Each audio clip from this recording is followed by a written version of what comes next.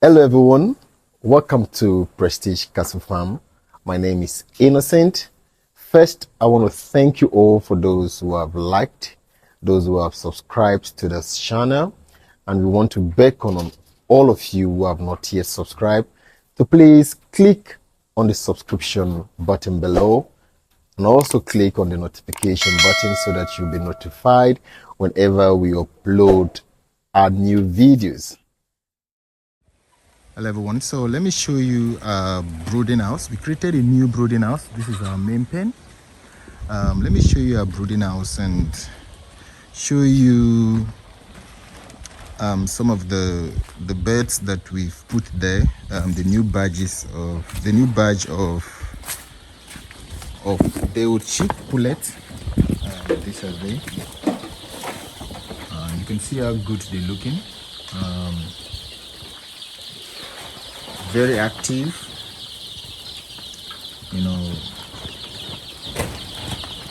responding actively. We're just removing the drinkers at the moment because we have to prepare for their first vaccine.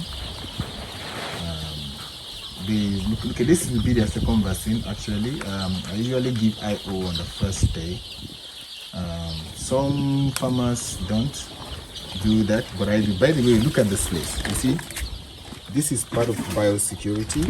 This is the food. I always tell my workers I want it clean.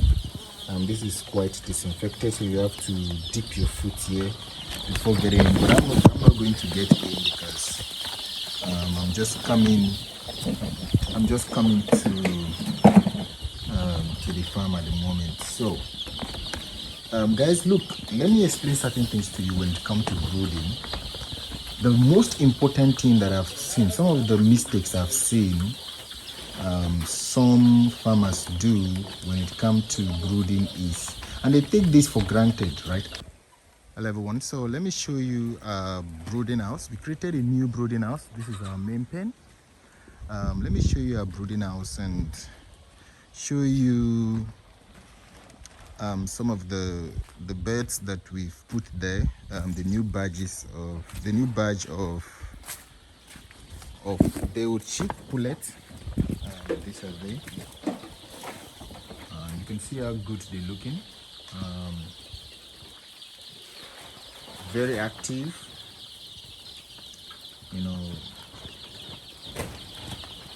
responding actively. We're just removing the drinkers at the moment because we have to prepare for their first vaccine. Look, this will be their second vaccine actually. I usually give IO on the first day. Some farmers don't do that, but by the way, look at this place. You see, this is part of biosecurity. This is the food. I always tell my workers I want it clean. This is quite disinfected, so you have to dip your foot here before getting in. But I'm not going to get in because I'm just coming to the farm at the moment. So guys, look, let me explain certain things to you when it comes to brooding. The most important thing that I've seen, some of the mistakes I've seen some farmers do when it comes to brooding is, and they take this for granted, right? Abbas, you want to come out? Okay, please come.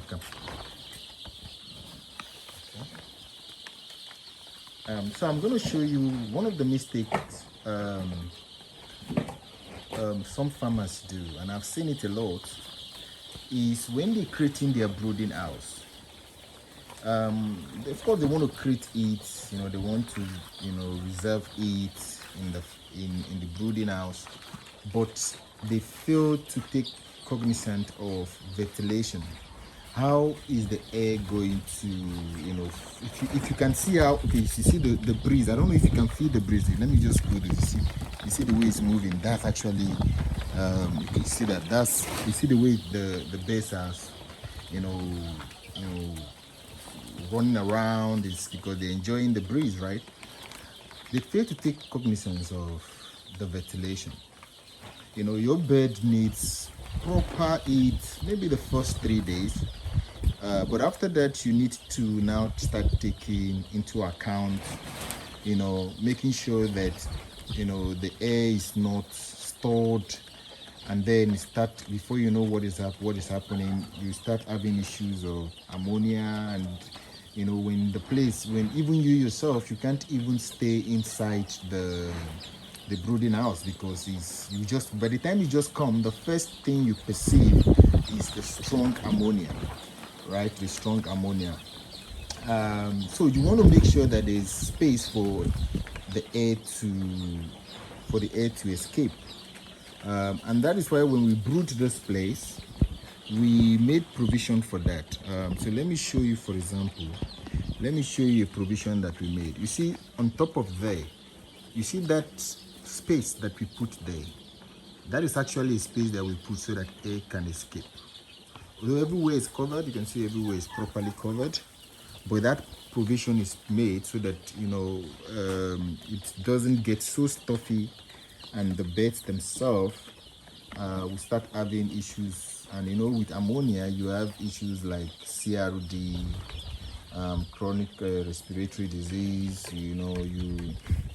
Your bed will be struggling to cough. None of this bed is struggling to breathe. Even at the early stage, if your bed is having CRD, you can tell.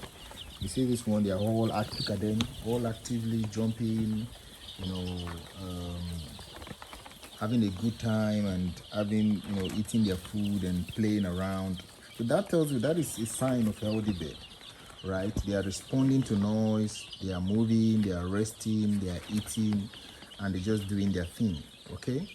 And you do not need, and this is one of the mistakes I've seen a lot of people do in brooding is, there's so much heat. They believe that you have to have constant heat, like 24/7 heat. No, you need to regulate it during the daytime. It all depends on your temperature. Where you're coming from, or where you residing.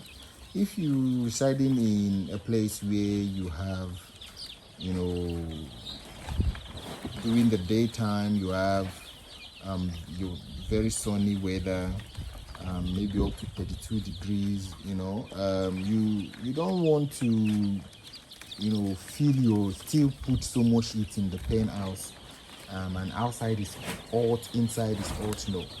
So you literally, most times they would need the heat most times at night, especially when the temperature drops. But for you to prepare your brooding, the first thing you need to do is very easy. Make sure that your brooding house is quite spacious. We use wood shave. You put wood shave at the base. Some people don't. We use wood shave. You can see the wood shave. We just changed the wood shave. Let me just show you the one we removed. Over there is the one we removed. We actually burning that wood shave. That is the one they removed it yesterday. But you put in the wood shave, then you put in the tray, because at this stage, they can't use the other feeder, because that one is too high for them. So with this tray, they can just get in and enjoy themselves, and eat, and just it's easy for accessibility, to them. Then you need to, we use charcoal here. Look at the charcoal over there. We use charcoal here, but some people don't. Some use some people have a different heat source. Some have the brooding heat. There's a machine, the brooding heat machine, that some people use. People use different heats, but the most important thing is, when you are, one of the things we check out to see that your beds is the fact that they are not all gummed in one area. They are moving from different directions. They can go to anywhere. They are not running away from the heat source. They are not running away from the heat source. They are free. They are moving around, having good time. So that is one of the things that you need to wash out. You need to look out for, is to make sure that so we do not have the drinker here. So you prepare the feeder, and then you prepare the drinker. I ask my worker to remove the drinker because they are preparing for their vaccine. So they will be taking their vaccine in the next maybe 30 minutes. So sometimes what happens is that before we give them the vaccine, we remove the water so that they will get thirsty. They get thirsty. They feel like they want to drink. So that when you bring the vaccine, because this is oral vaccine that we put in their water, is the Gomboro vaccine. Today makes it their 7th day. So once you put in the once in the next 30 minutes, when they bring in the water, you will see that they will be thirsty. They would just want to drink. So in that way, we make sure that helps us to make sure that at least the majority of them are able to take their vaccine. So that is why the drinkers is not here. But when you want to prepare your brooding house, make sure there's space for air to escape, like as we did over there. You cover everywhere. Everywhere is properly covered. You put your wood shave on the floor. Then you get a tray for the feeder. You put the tray for the feeder. You put the drinker as well. We put the drinker as well. When you put the drinker, and the brooding house needs to be warm before you get the bed. So sometimes one of the mistakes some farmers do make is they bring the bed, and then after they bring the beds, that's when they start getting the wood shade. That's when they start getting the drinkers. That's when they start getting their feeders. That's when they start getting all that thing, their lightning. Of course, I'm going to talk about the lightning. The lightning is very, very important. But that's when they start preparing everything. That's when they put in their eats. When you do that, what happens is that you end up having the birds are already stressed. Then you are still keeping them in the carton, preparing the brooding house. That's not the best practice. The best practice is you make sure that all of this is ready. You see the way this brooding house is. You see the way they are all evenly distributed in all directions, and that is how your brooding house should be. That tells you that the birds they are okay. They are not running away from the heat source. They are comfortable. They are eating. They are moving. They're spreading their wings. There's a good airflow. So when you bring the birds, your brooding house needs to be warm before you bring them, and the food, their water is ready before you bring them. Otherwise, what is going to happen is you may end up having so much mortality because by the time you are ready, some of them might even have you may have lost some of them even in the carton, right? So these are the tips for. And another important thing before I go is the lighting system. See, look, this is a solar light that we use. This can take them till morning. We have extra battery that we use. The reason why we prefer the solar battery is because, of course, it's cost effective. You just need to on it, and it can last you till morning or close to morning, and then you change the battery. So this is working for us. And when you light it, although I would have loved to light this is at night, that is when you see it properly, but the light needs to be properly brightened. Everywhere needs to be properly brightened, where you as a human being, you can see clearly. If you can't see clearly, the birds themselves can't see clearly, and if they can't see clearly, they can't eat. And you want to control. For now, we give them at night. We on it throughout the night, but maybe as time goes by, some people do practice maybe 1 hour switching off just for them to rest. It all depends on the practice that different farmers do. But for here, we give them 24 hours light, especially at this stage, at this brooding stage. So you can see the birds are all active. Tomorrow we make today is actually their 1 week. We're going to scale them any moment from now, just to get the scale, to know if if they are giving us the numbers. The mortality rate is fantastic. We look at anything less than 1% in the first week is a good result. Because most times you get the biggest mortality usually the first week, maybe the first 2-3 days, and then it all boils down to management. As you can see, we have the foot dip clean. I'm not entering inside because I'm not the one taking care of this bed. There's only one person that takes care of this bed, only one of my staff. The rest take care of the other pen and the other beds. So these are ways to. So we have 1,000 here. This is just 1,000. We have our beds in different badges. This is the new badge, and interestingly, this is a different hatchery. It's a new hatchery that we're actually trying, and so far the result has been very, very good. We've been very, very happy with the result. So yeah, so guys, we hope this is